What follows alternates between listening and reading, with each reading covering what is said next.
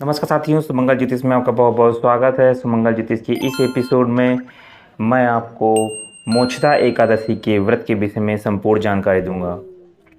देवेश्वर से प्रश्न पूछते हुए युधिष्ठिर बोलते हैं, कहते हैं, हे प्रभु, मार्गशीर्ष मास के शुक्ल पक्ष में कौन सी एकादशी होती है, उसकी क्या विधि है तथा उसमें किस देवता का पूजन किया जाता है। हे स्वामी, यह सब यथार्थ रूप से बताइए। युधिष्ठिर भगवान श्री कृष्ण से याचना करते हैं तो भगवान श्री कृष्ण से बोलते हैं कि हे राजन, मार्गशीर्ष मास के शुक्ल पक्ष की एकादशी का वर्णन करने जा रहा हूँ, जिसके श्रवण मास से वाजपेयी यज्ञ का फल मिलता है। अगर इसको कोई सुन ले, इस दिन मार्गशीर्ष मास के शुक्ल पक्ष के दिन इसको कोई सुने ही भर बस, तो मोक्षदा एकादशी के दिन जो है वाजपेयी यज्ञ के बराबर फल मिलता है। भगवान श्री कृष्ण बता रहे हैं, जो सब पापों का अपहरण करने वाली है, नाश करने वाली है। राजन, उस दिन यथपूर्वक तुलसी की मंजरी तथा धूप दीप से भगवान दामोदर का पूजन करना चाहिए। पूर्वोक्त विधि से ही दशमी और एकादशी के नियम का पालन करना चाहिए। मोक्षदा एकादशी बड़े बड़े पापों का नाश करने वाली है। उस दिन रात्र में भगवान की प्रसन्नता के लिए नृत्य, गीत और स्तुति के द्वारा जागरण भी करना चाहिए। जिसके पितर पापवश नीच योनि में पड़े हों, वे इस एकादशी का व्रत करके इसका पुण्य दान अपने पितरों को करे तो पितरों को मोक्ष प्राप्त होता है। इसमें तनिक भी संदेह नहीं है। इन सब बातों में भगवान श्री कृष्ण कहते हैं कि पूर्व काल की बात है, वैष्णो से विभूषित परम रमणीय चंपक नगर में वैखानस नामक राजा रहते थे और वो अपनी प्रजा का पुत्र की भांति पालन करते थे। इस प्रकार राज्य करते हुए राजा ने एक दिन रात को स्वप्न में अपने पितरों को नीच योनि में पड़ा हुआ देखा। उनको एक स्वप्न आया। उन सबको इस अवस्था में देखकर राजा के मन में बड़ा विस्मय हुआ। वो बड़े निराश हुए और प्रातःकाल ब्राह्मणों से उन्होंने उस प्रश्न का हल पूछा। तो राजा से ब्राह्मणों ने कहा कि राजा बोलते हैं, ब्राह्मणों से कहते हैं कि मैंने अपने पितरों को नरक में गिरा हुआ देखा।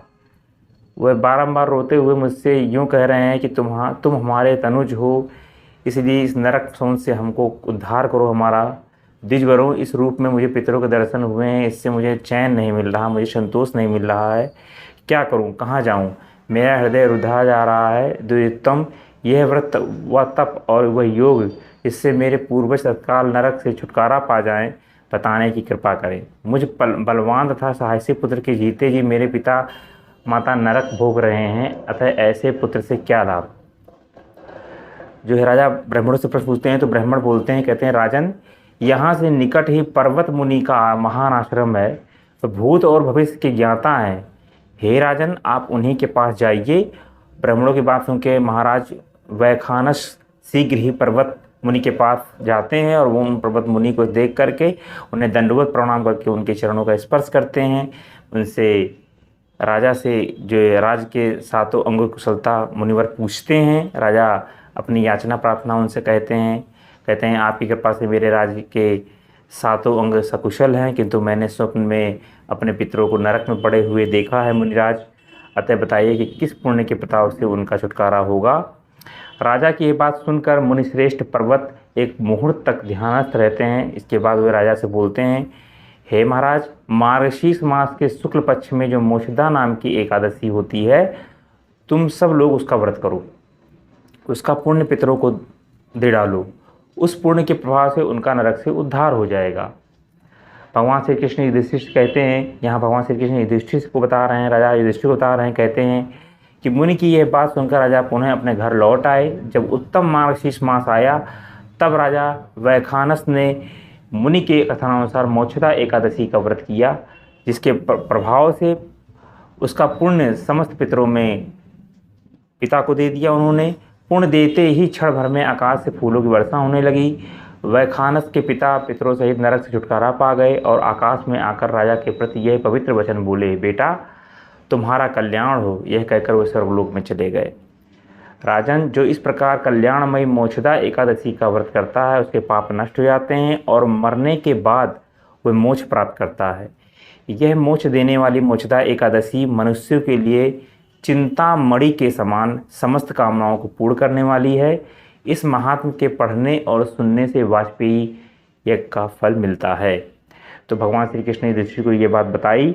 वर्ष 2022 में मोक्षदा एकादशी 3 दिसंबर को पड़ रही है और 4 दिसंबर को भी पड़ रही है। तो 3 दिसंबर को भद्रा है 17:37 PM से 29:35 AM तक सुबह तक, और आपको 4 तारीख को उदित तिथि में मिल जाएगी जो है एकादशी।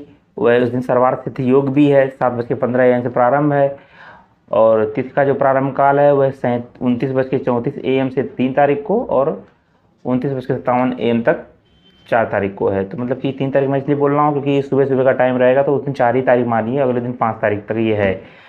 तो आशा करता हूँ जानकारी आपके लिए उपयोगी होगी। तो ये आप 4 तारीख को उदित तिथि वाला कर सकते हैं। इस दिन आपको अच्छे मुहूर्त मिल जाएंगे। आशा करता हूँ कि वीडियो आपके लिए उपयोगी होगा और आप इसका उपयोग करेंगे। अगर वीडियो अच्छा लगता है तो शेयर करिए और कमेंट बॉक्स में हरे कृष्णा लिखिए। वीडियो देखने के लिए बहुत धन्यवाद। हरे कृष्णा।